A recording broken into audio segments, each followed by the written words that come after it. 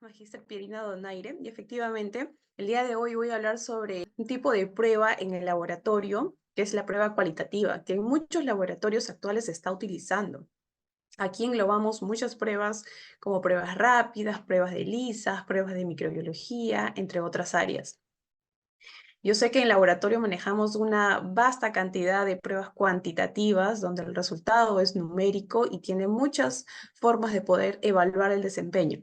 Sin embargo, la prueba cualitativa es mucho más sencilla incluso para poder evaluarla. Entonces, vamos a empezar el día de hoy. Esta es la agenda que he preparado para ustedes. Bueno, para definir un poco las pruebas cualitativas, vamos a hablar un poco sobre los criterios de desempeño, hablando específicamente sobre sensibilidad, especificidad, los valores predictivos y algunos ejemplos que voy a presentar. Bien, vamos a empezar con qué es una prueba cualitativa. Para esto hay que recordar un poco la definición estadística. Cuando definíamos las variables, en general se dividen en dos: cualitativa y cuantitativa. Cuantitativa es aquella que me da un número, ya sea con decimal o un número entero. Lo clasificamos como discreto o continuo. Y en el caso de las cualitativas, pues tenemos ahí también una clasificación que son las dicotómicas y las politómicas. En el caso de las dicotómicas es casi todas las pruebas cualitativas en laboratorio donde tenemos dos tipos de resultados. Y acá les he puesto algunas imágenes de las pruebas que generalmente son cualitativas y son binarias o dicotómicas. Por ejemplo, acá he puesto imágenes de los ELISAs. Es cierto que hay ELISAs cuantitativos. Vamos a hablar de los cualitativos, donde me dicen positivo, negativo, reactivo o no reactivo. En una tira reactiva, si bien es cierto, manejamos entre 10 a 14 parámetros. Algunos de ellos son cualitativos, no todos, porque hay algunos que son semi-cuantitativos y que tienen otra forma de verificar. Por ejemplo, la presencia de bacterias, no presencia de nitritos.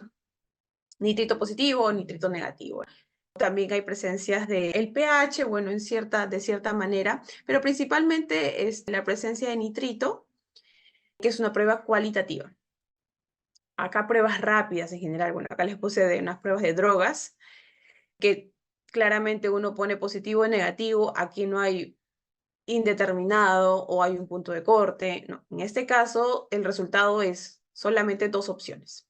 También cuando hacemos cultivos en microbiología, ¿existe la presencia de la bacteria o no existe? Así de simple, son pruebas que te dan un resultado positivo o negativo y bueno, pruebas rápidas, infecciosas, también que nos indican si es positivo o reactivo o no reactivo o negativo. Bien, entonces, este tipo de pruebas, como ya se habrán imaginado, pues muchos laboratorios de primer nivel, pruebas, laboratorios ocupacionales, laboratorios incluso de estos que ahora salen para sacar los brevetes, laboratorios clínicos en general, utilizan pruebas cualitativas en mayor demanda. ¿Y por qué lo hacen? Porque uno, te ayuda bastante en la detección temprana. Son pruebas que a los minutos sale el resultado. No es una prueba que me va a dar el resultado de acá a unas horas o de acá al día siguiente o de acá a una semana. No son pruebas súper especiales. Entonces, inmediatamente cuando me da el resultado temprano, pues el médico puede tomar decisiones. Claro, no es una prueba confirmatoria que me da ya el diagnóstico, pero sí me da luces para que el médico ya pueda ir discerniendo qué puede ser lo que está provocando al paciente enfermedad. Apoyo al diagnóstico justamente va muy relacionado porque todas estas pruebas pueden detectar la presencia de antígenos o anticuerpos de bacterias, virus, etcétera.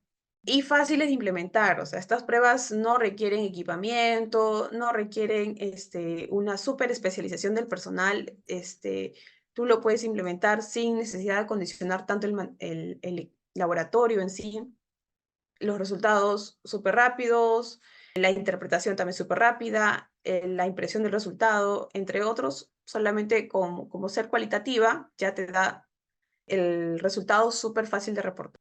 Bueno, entonces principalmente son las razones que he visto por las cuales los laboratorios eligen pruebas cualitativas. Yo sé que pruebas como el área de bioquímica o hematología pues usan las pruebas cuantitativas porque así se requieren. Otras áreas de laboratorio han logrado sacarle provecho a las pruebas cualitativas.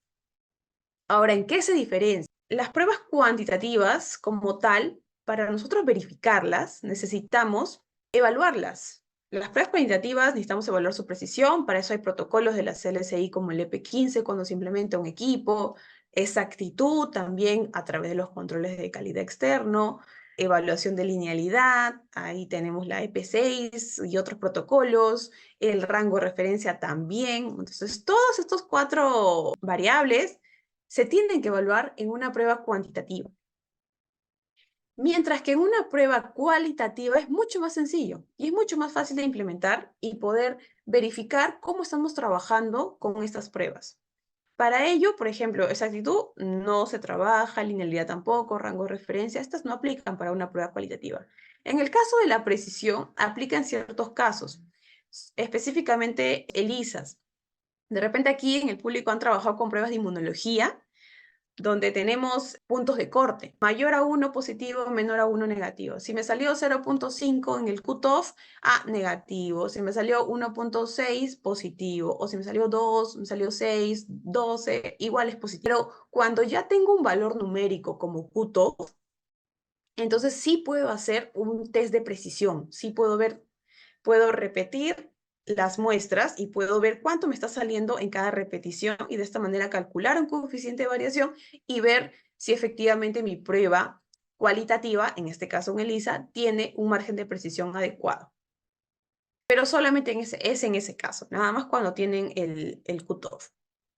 En el caso de lo que sí es estricto, es la evaluación de la sensibilidad y especificidad y los valores predictivos, que ya vamos a ver más adelante, pero siempre esos 2 parámetros, en el caso del cualitativo. Entonces es mucho más sencillo poder verificar este desempeño y hacer muchas pruebas que nos puedan ayudar a evaluar e implementar nuevas pruebas cualitativas.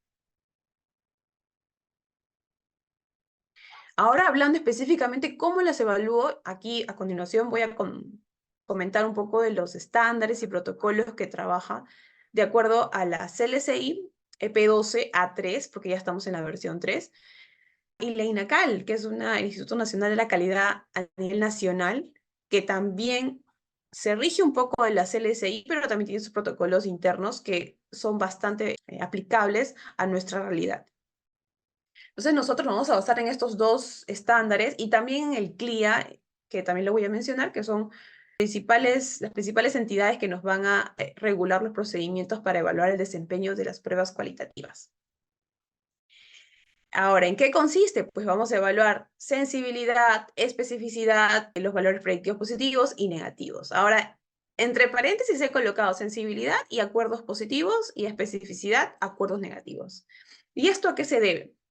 Porque muchas veces manejamos el término, tiene mucha sensibilidad o especificidad esta prueba con respecto a otra, pero no evaluamos a esta segunda prueba, mejor dicho, la segunda metodología. Entonces, de acuerdo a eso, vamos a ver las diferencias. Entonces, ahí voy.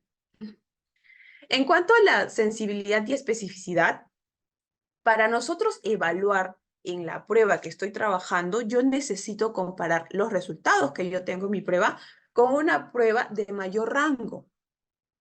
Es decir, si yo trabajo mis pruebas rápidas de HIV, que son de tercera o cuarta generación, supongamos, yo trabajo mis resultados y por ahí tengo una sospecha de que de repente sí o no. Entonces lo que hago es derivarlo a un laboratorio que tenga una prueba de mayor rango, que en este caso es el Western blot, por ejemplo. Entonces ahí de alguna manera estoy confirmando lo que dice mi prueba rápida, porque es una prueba que es conocida como un gold estándar, como una prueba de mayor rango para el diagnóstico que estoy haciendo, ¿correcto? Lo mismo ocurre para algunas pruebas cualitativas, por ejemplo, la de drogas también. Yo tengo un resultado y quiero comparar, quiero evaluar su sensibilidad y especificidad, la comparo con una cromatografía de gases, una espectrofotometría de masas, que son metodologías de mayor rango. Son incluso conocidas como gold estándar, algunas de ellas. Por otro lado, si yo lo voy a comparar, que es lo que normalmente nos ocurre en la empresa, por ejemplo, que tenemos un laboratorio y me dice, mira, estoy evaluando la sensibilidad y especificidad de mi prueba con la prueba que yo manejaba anterior, ¿no? Porque muchas veces implementamos una prueba cualitativa y ya están trabajando con otra, y lo que hacen es compararla y dicen, ay no, la sensibilidad y especificidad está muy baja con respecto a la que yo siempre he trabajado. Ok, pero ¿con qué prueba lo estás trabajando o lo estás comparando? Con una prueba de igual rango, con una prueba rápida.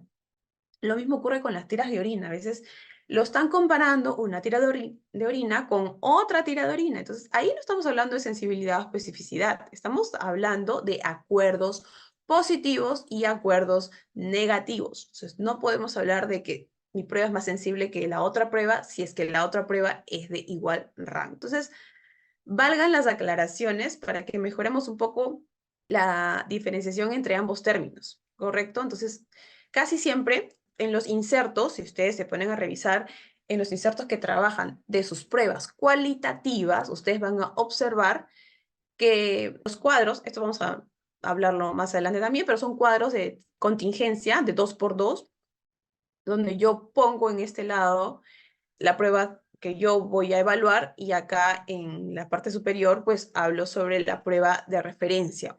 Y en este caso, por ejemplo, este es un inserto de una prueba rápida de HIV de cuarta generación. Y bueno, y acá me dice que esta prueba rápida ha sido comparada, ha sido equivalente a una prueba de Lisa y de Western blot, ¿no? Entonces aquí, ¿qué es lo que está demostrándome? Que la prueba rápida se ha comparado con una prueba de mayor rango y por eso hablamos de un término de sensibilidad y especificidad. Acá otra prueba de drogas, que también, o sea, es una prueba de inmunocromatografía, una prueba rápida, que la estoy comparando. ¿Cuál es mi método de referencia en este caso? Es la cromatografía de gases. Entonces, aquí es donde yo tengo mi metodología a evaluar y mi método de referencia de mayor rango, y por lo tanto ya puedo hablar de los términos de sensibilidad y especificidad. Entonces, vamos a empezar con lo que es sensibilidad. Hablando ya ahora del término como tal, sensibilidad, ya acá estamos hablando de un porcentaje de sujetos con la condición objetivo, es decir, los pacientes enfermos. Incluso se dice, la sensibilidad me ayuda a detectar a los enfermos o a los reactivos, positivos. En los tres términos, dependiendo de la prueba en la que me voy a referir, pues lo voy a mencionar de esa manera. Entonces, en este caso, la sensibilidad me ayuda justamente a eso, a evaluar o a detectar a los positivos o a los enfermos. Entonces, para ello, bueno, acá hay una fórmula en general. Si mi prueba es sensible al 100%, pues si tiene por ahí falsos negativos, pues ahí va bajando su sensibilidad. Porque la idea es que detecta a los verdaderos enfermos. Pero la fórmula, bueno, esta es una definición, pero la fórmula en general y la fórmula que se encuentra en todas las entidades internacionales es esta. La sensibilidad es la relación de los verdaderos positivos entre la sumatoria de verdaderos positivos con los falsos negativos. Si nosotros regresamos a esa tabla de contingencia, vamos a hablar que mi sensibilidad es esta, verdaderos positivos entre la sumatoria de estos dos. O sea, es una relación vertical. Por eso es importante que recordemos esta forma de ordenar los datos de los pacientes que han sido evaluados por el método que tengo actual con el método comparador, que puede ser uno externo. Y de esta manera calculo la sensibilidad. Ahora, ¿qué es lo que me indica la INACAL? Que por lo menos necesito 50 muestras de pacientes con la enfermedad para yo hacer un análisis de sensibilidad. O confirmado, que yo ya tenga el diagnóstico de estos pacientes que sí o sí tienen la enfermedad y que puedo pasarlos por mi prueba y de acuerdo a eso evaluar cuáles me salen verdaderamente positivos y cuáles no. Ahora, también te indica, en caso de alguna emergencia, de que en la época de COVID, por ejemplo, se redujo bastante, creo que hasta 15, pero de acuerdo al protocolo de la INACAL nos indica 30 muestras, o sea, lo mínimo son 30 muestras. Idealmente son 50, pero bueno, es aceptable 30 muestras, ¿no? Por eso que ustedes pueden ver en los protocolos, pues los números son grandes, pues. Obviamente hay estudios o hay pruebas cualitativas en general que tienen número mucho mayor. Claro, mientras más tiempo están en el mercado, pues va incrementando un poco más su tamaño muestral. Pero lo que nos indica las guías es que podemos hacerlo con 50 y en caso de emergencias con 30. En el caso de la especificidad, por el contrario de la sensibilidad, hablamos de que la especificidad me ayuda a detectar a los pacientes sanos, a los pacientes no reactivos, negativos. Entonces, esto es lo que me ayuda la especificidad en una prueba. Entonces, una vez más, claro, una prueba 100% es efectiva siempre y cuando no tenga nada de falsos positivos. ¿Ok? Entonces, la fórmula en este caso, vamos a volver a la tabla de contingencia, así como hicimos para la sensibilidad, para la especificidad, ahora nos vamos al otro lado, verdaderos negativos. ¿Por qué? Porque la especificidad me va a ayudar a detectar a los verdaderos negativos, a los verdaderos sanos. ¿Correcto? Entonces, entre la diferencia de los dos. De esta manera yo tengo mi sensibilidad, obviamente por el 100%. ¿Ya? Entonces, aquí también, como en el caso de la sensibilidad, necesitamos por lo menos 50 muestras, en caso de emergencias, pues 30 muestras, de pacientes confirmados con ausencia de enfermedad, es decir, sanos. Entonces, yo en el protocolo de la evaluación de sensibilidad y especificidad, yo necesito 50, 50. En total, 100 muestras. Es lo ideal. Si no, 60 muestras también es reconocido por los estándares de INACAL e incluso de la CLSI. ¿Qué es lo que hacemos ahora? Primero, un requisito de la calidad importante es el de la CLIA, que nos indica que tienen que tener por lo menos 80% de sensibilidad o especificidad para recién ser considerado como una prueba válida o verificada. En este caso, ¿por qué? Recordemos un poco la época de pandemia hace poco que cuando salieron las primeras pruebas salían con 90, 91 con las justas y a poco las pruebas comenzaron a incrementar, 95, 96, comenzaron a incrementar su desempeño porque ya el mínimo era 80, o sea, llegar a 90, la verdad es que es difícil tener que adquirir una prueba con ese número. Generalmente es arriba de 90 que solemos seleccionar, porque uno de los requisitos es justamente eso, que no estés, imagínense que una prueba tenga una sensibilidad de 70%, o sea, difícilmente la voy a adquirir. Entonces, ¿para qué hago este hincapié? Porque cuando hacemos una evaluación interna de laboratorio, tú vas a hacer tu cálculo de sensibilidad y especificidad. Tienes tus 50 muestras de pacientes, o bueno, 30 muestras de pacientes enfermos, 30 muestras de pacientes sanos, verifico mi prueba y me sale un resultado y efectivamente, ¿no? Ahí veo, imagínense que los que eran enfermos, mi prueba les saca como sanos, al 50%. O sea, de las 30 muestras, 15 me los bota como enfermos y 15 me las bota como sanos. Entonces, estamos hablando de una prueba que no me está funcionando, porque si yo lo comparo con lo que me decía el fabricante, no se está verificando, entonces esa prueba o ese kit está rechazado. Ahí viene la comparación. Entonces, nosotros tenemos que comparar nuestros resultados con lo que me indica el fabricante. Si el fabricante me dice que su prueba es de 100% sensible y 96.93% específico, quiere decir que yo tengo que obtener resultados similares o mayores. Si tengo yo 99% especificidad, pues genial. Quiere decir que he superado lo que dice el fabricante y esta prueba está válida, está aceptada. Entonces, esta es la idea de hacer estas comparaciones. La sensibilidad que yo obtengo debe ser mayor o igual a la que me dice el fabricante y finalmente es aceptada. Ahora, esto es en cuanto a nivel estadístico. Yo comparo un valor de sensibilidad con otro. Pero si nosotros hablamos de una verificación clínica, ¿qué es lo que ocurre? Esto, si alguno de ustedes han aplicado algún tipo de verificación para las pruebas cuantitativas, recordando un poco las LCI EP15, primero yo hago una verificación de mi coeficiente de variación con lo que me dice el fabricante. Y si no, lamentablemente mi coeficiente de variación es superior a lo que me dice el fabricante, yo tengo una segunda opción, que es compararlo con el requisito de la calidad internacional, por ejemplo, el CLIA. Entonces, esta es mi verificación clínica en el caso de las cuantitativas. La cualitativa también tiene una verificación clínica y esto es súper importante porque este otro margen corresponde a un intervalo de confianza. Y este intervalo de confianza es, digamos que hasta el margen de error por el cual yo puedo evaluar si mi prueba efectivamente es aceptada o rechazada. ¿Qué es el intervalo de confianza? El intervalo de confianza es un rango que, que te lo puede dar el fabricante o puedes calcularlo tú bajo esta fórmula. Textualmente la INACAL nos dice, en caso el fabricante no declare el intervalo de confianza, es responsabilidad del laboratorio hallar el intervalo de confianza para sensibilidad y especificidad en base a las recomendaciones de la guía CLSI EP12 A2, bueno, A3 ahora actualmente. Y esto tiene mucho que ver con los estudios estadísticos. De repente alguna vez aquí alguno ha hecho un artículo de investigación o ha buscado un tamaño muestral o ha llevado un curso de estadística o epidemiología. Siempre te dicen, este número que te estoy dando tiene un intervalo de confianza del 95%. Casi siempre nos dicen 95% de confianza. O sea, es decir, que hay un margen de error de un 5%.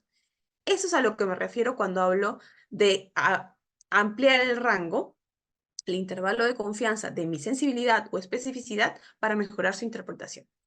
Ahora, la fórmula, como ustedes verán, aquí es inmensa, pues, ¿no? Aquí están todos los datos, el 95% de los datos de confianza, y acá hay un margen de error dividido en las dos colas de la campana de Gauss. El intervalo de confianza de la sensibilidad me dice que, bueno, el límite inferior es esta fórmula, donde A es 2 por verdaderos positivos más 3.84, y el intervalo superior es 100 por A más B, y B en este caso es 1.96 por la raíz cuadrada de 3.84 más 4 por los verdaderos positivos por falsos negativos entre la sumatoria de estos dos valores. Ahora ustedes dirán, es súper grande, claro. Ahora, estos números que ustedes pueden ver, 384, 1.96, son constantes estadísticas que ya han sido evaluadas, ya son estandarizadas, son arbitrarios. O sea, no podemos cambiarlo porque estamos asumiendo un 95% de confianza. ¿Correcto? Ahora, esto, por ejemplo, yo lo puse en una tablita de Excel para que sea mucho más fácil la interpretación. A ver, por aquí creo que la tengo. Sí, yo entiendo porque también cuando he estado calculando mi intervalo de confianza para algunas pruebas cualitativas, es tedioso, pues, ¿no? Entonces acá justo en este Excel está toda la fórmula, mira. No sé si lo pueden ver, aquí está. Entonces, en este Excel, por ejemplo, yo puedo colocar de mis 50 pacientes, vamos a imaginar, de mis 50 pacientes, 45 me salieron positivos y 5 me salieron negativos. Y mis verdaderos negativos, en este caso de los pacientes o las muestras sanas, yo tuve, no sé, vamos a ponerle 48. Vamos a ponerle 48 de verdad me salieron negativos y por ahí 2 me salieron positivos. Obviamente eran falsos positivos. Entonces, ¿qué es lo que yo obtengo? Yo obtengo que mi sensibilidad es del 90%, de acuerdo a la fórmula de... Sería en este caso 45 entre 50 por 100, me saldría 90. Y mi especificidad 96, que sería 48 entre 50 por 100%, ahí está. Y aquí están mis intervalos de confianza. Clínicamente, o sea, si yo, imagínense que mi prueba, que el fabricante me dice que, el fabricante imaginemos que me dice que él tiene 98% de sensibilidad. Vamos a ponerle que tiene 98% y me sale 90. Está muy por debajo de lo que me dice el fabricante. Entonces tengo, digamos que otra opción, que es ampliar el rango del intervalo de confianza. Y en este caso, pues, mejor, vamos a ponerle otro, ya, vamos a ponerle 89, para hacerlo más, para que se quede más clara la idea. El fabricante me dice que tiene 89% en su inserto de que es tiene sensibilidad de 89% y yo hago mis cálculos y sale 90%. Ah, ya, 90%. Entonces, ¿qué quiere decir? Que mi sensibilidad que yo he calculado en la prueba es superior a la del fabricante. Entonces, genial, es aceptada. Ahora, ¿qué pasa si el fabricante me dice que él tiene el 91%? Miren, y yo obtengo 90%. Uy, no, es rechazado. Pero todavía no, porque tenemos una segunda verificación clínica. Y la verificación clínica me dice que yo calculo mis intervalos de confianza, quiere decir que este 90 está entre 78.64 a 95.64. Y este 91, perdón, entonces en este rango sí puedo decir de que ha superado lo que me dice el fabricante en este caso. Entonces, se puede dar por verificado. En el caso de la especificidad, vamos a ponerle, no, igualito ya. Yo obtuve 96 y el fabricante me dice que él tenía 95. Entonces, no hay problema, pues, ¿no? Si yo tengo una especificidad que ha superado al fabricante, genial, no tengo más que decir. Porque quiere decir que aquí, esta prueba, que he obtenido 96, ha superado, es aceptado. Por el otro lado, si yo tengo, vamos a ponerle 98. Vamos a poner 98. Uy, obtuve 96. Uy, está por debajo de lo declarado por el fabricante. Ah, no, falta la verificación clínica. Y en el intervalo de confianza de mi verificación clínica, sí entra. Entonces, por lo tanto, mi prueba sí puede ser aceptada dentro de estos criterios. ¿Ya? Entonces, volviendo, espero que les haya quedado un poco más claro esto de los intervalos de confianza, que ya les dije que en este Excel, incluso ustedes también cuando pueden o cuando deseen hacer una verificación, cuando lo requieran. Yo sé que no es una práctica que se hace comúnmente, es un protocolo de calidad y algunas empresas, algunas clínicas lo solicitan a los proveedores como parte de su requerimiento, ¿no? Ya el tema de los costos, pues, es un tema aparte, pero algunos como políticas de calidad requieren hacer. Entonces, es importante que ustedes ya tengan los conocimientos de cómo se aplica. Y si ustedes pueden ya formar esta fórmula en una calculadora científica o en un Excel, como lo he hecho, así los cálculos se le van a hacer súper fáciles. Aquí es un pequeño ejercicio en realidad. En algunos insertos sí me indican el intervalo de confianza. Este es un ejemplo.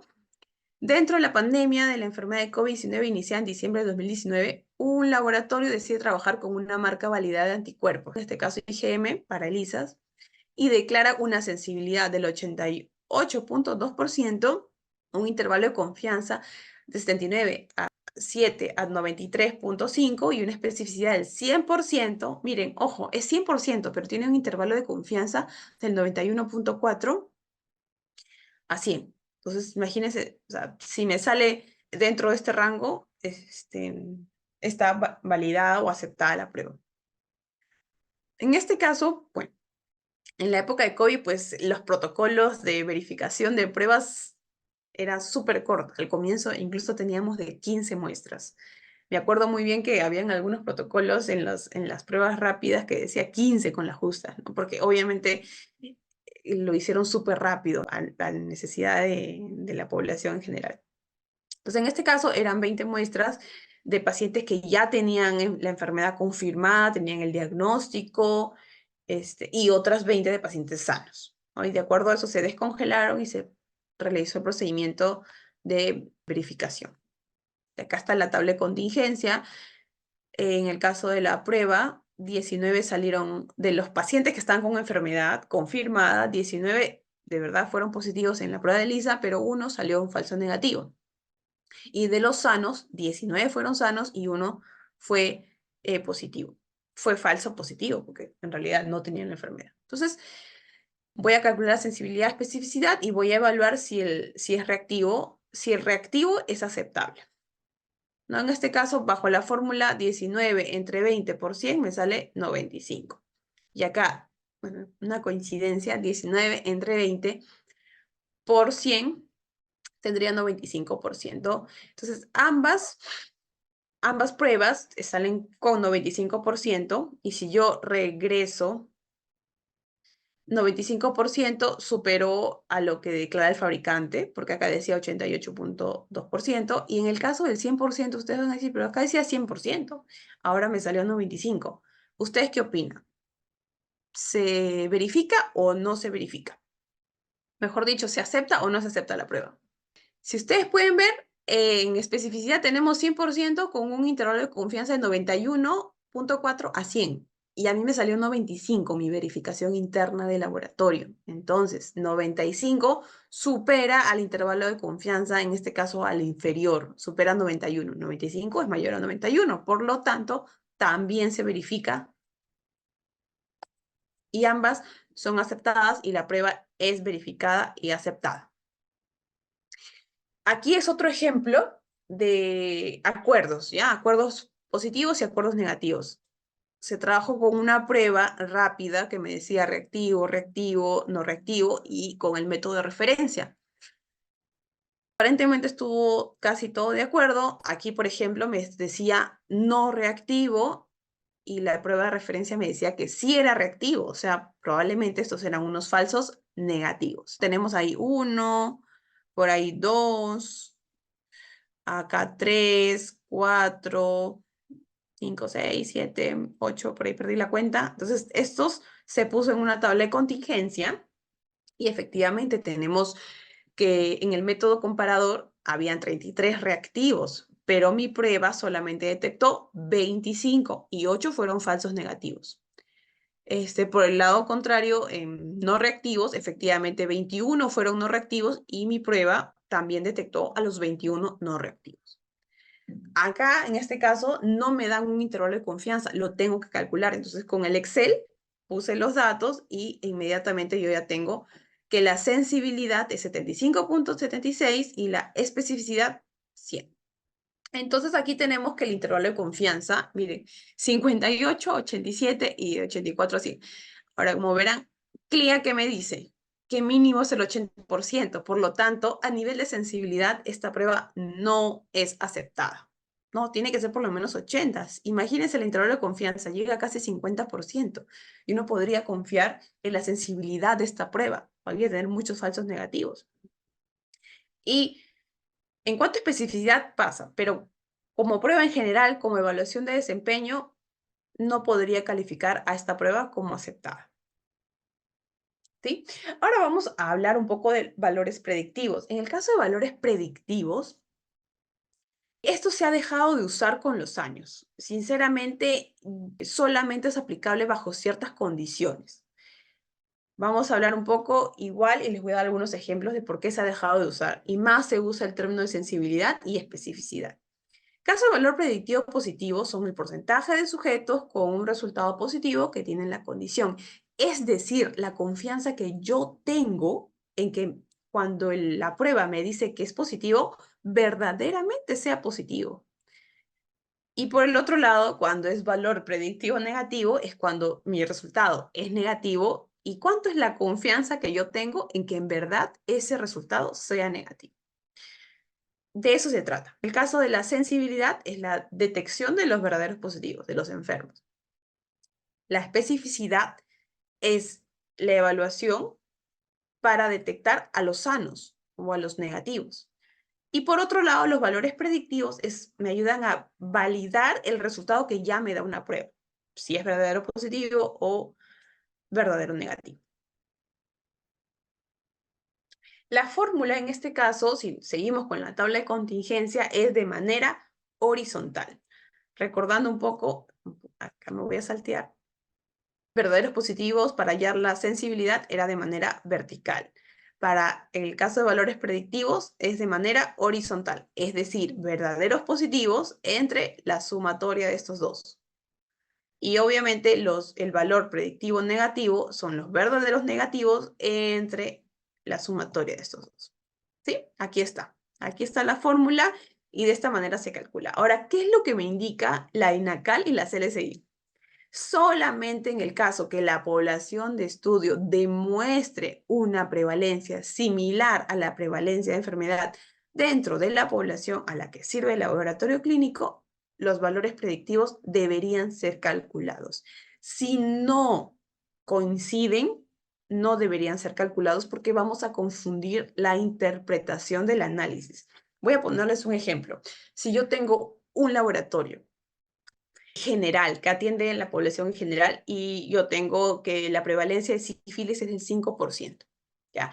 Ahora, yo hago mi estadística a nivel nacional. ¿La prevalencia de sífilis es del 5%? Probablemente sí. Ahorita no estoy actualizada con las prevalencias de esta enfermedad. Ya, pero imaginemos que sí, coincide. Genial, entonces las pruebas que yo tenga, sí puedo calcularle su valor predictivo positivo y negativo porque mi población es representativa a la población general. Pero ¿qué pasa si yo tengo un laboratorio que solamente atiende personas de riesgo? Por ejemplo, yo hice mis serums en un centro de enfermedades de transmisión sexual, entonces yo trabajé con personas trabajadoras sexuales, HCH, que le decían hombres que tienen sexo con hombres, personas que tenían bastante riesgo de contagiarse de enfermedades de transmisión sexual, entonces por algo estaban en ese centro. Entonces, obviamente ahí la prevalencia de sífilis pues era de un 30%. Ahora, yo hablo de una población de 30% y si yo calculo los valores predictivos positivos y negativos, no va a ser significativo. ¿Por qué? Porque voy a tener probablemente, o el desempeño de la prueba no va a ser igual en este laboratorio con respecto al otro. Y aquí les voy a mostrar el ejemplo. Miren, esta es una prueba que tiene una sensibilidad y una especificidad del 90% y 97% respectivamente. Y estos son 3 escenarios de 3 laboratorios, donde hay una prevalencia de la enfermedad de un 5%, 10% y 40%. Y en los 3 casos, yo calculo su valor predictivo positivo y negativo. Ahora, ustedes, en los 3, ojo, yo tengo la misma sensibilidad y especificidad porque así la prueba ya ha sido evaluada.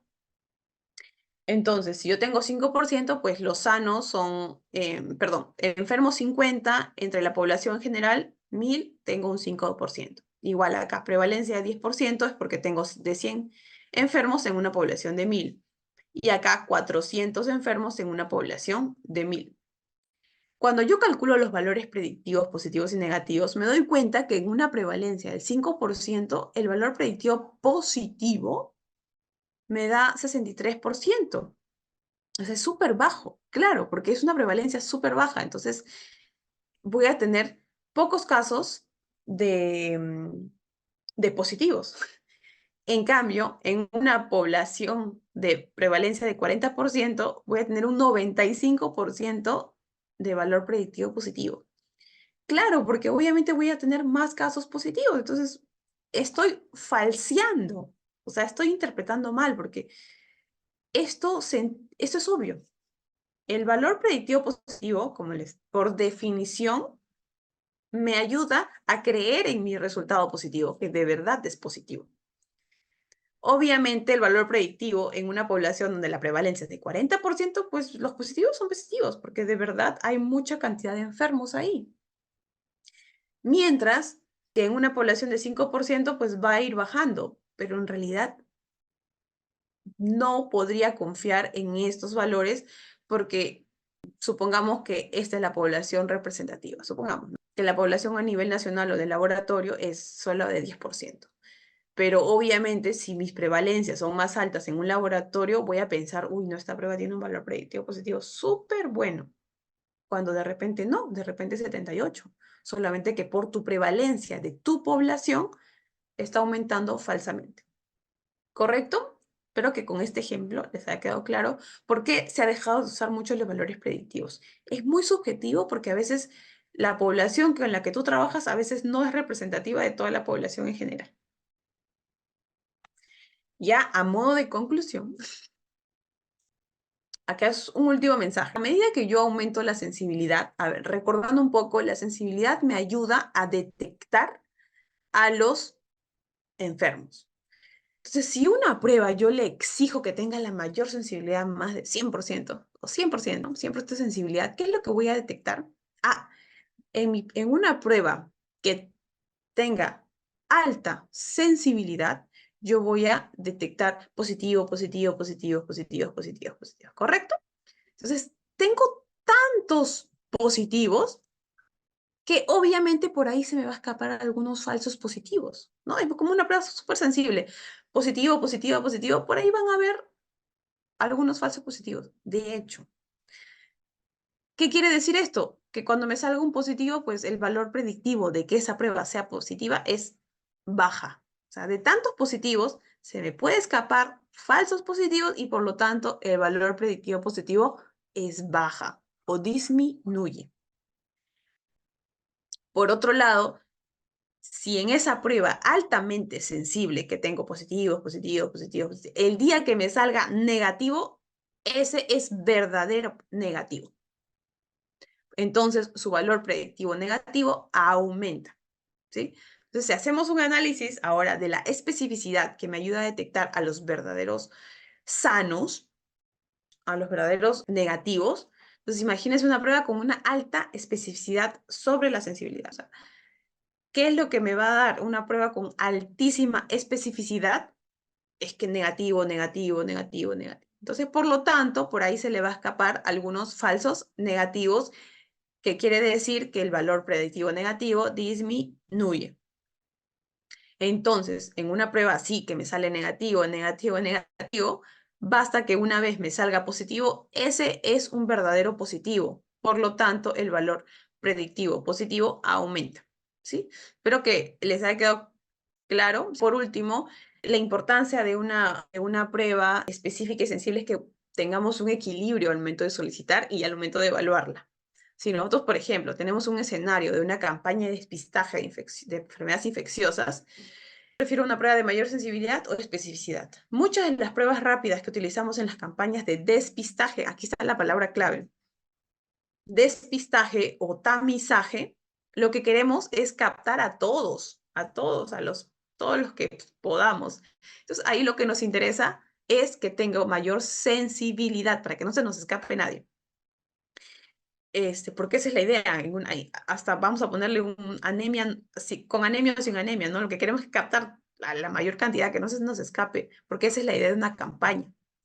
Por otro lado, si nosotros queremos saber la cantidad de pacientes verdaderamente enfermos, o sea, ya estoy hablando ahí la palabra clave, verdaderos enfermos, para aplicar un tratamiento, ahí sí requiero una prueba más específica, especificidad, porque imagínate darle un tratamiento a una persona que está sana, ¿no? Ahí, por ejemplo, lo que comúnmente, ¿no? Primero hacemos unas pruebas rápidas, aquellos que salgan positivos se les manda a una prueba confirmatoria, porque la prueba confirmatoria, su porcentaje de especificidad es mucho mayor a la sensibilidad. O sea, ahí verifiquen los insertos y se van a dar cuenta de ello. Claro, porque me va a ayudar a detectar verdaderamente a quienes estén enfermos. Espero que con eso les haya quedado un poquito más claro sobre la evaluación de desempeño de las pruebas cualitativas. No sé si hasta aquí tienen alguna consulta. Igual les dejo aquí para que nos sigan en las redes sociales. Están todas nuestras páginas, Facebook, Instagram, LinkedIn, YouTube y TikTok. Nosotros también brindamos talleres y aparte de ser proveedores de muchos equipos y servicios del laboratorio clínico. Muchas gracias.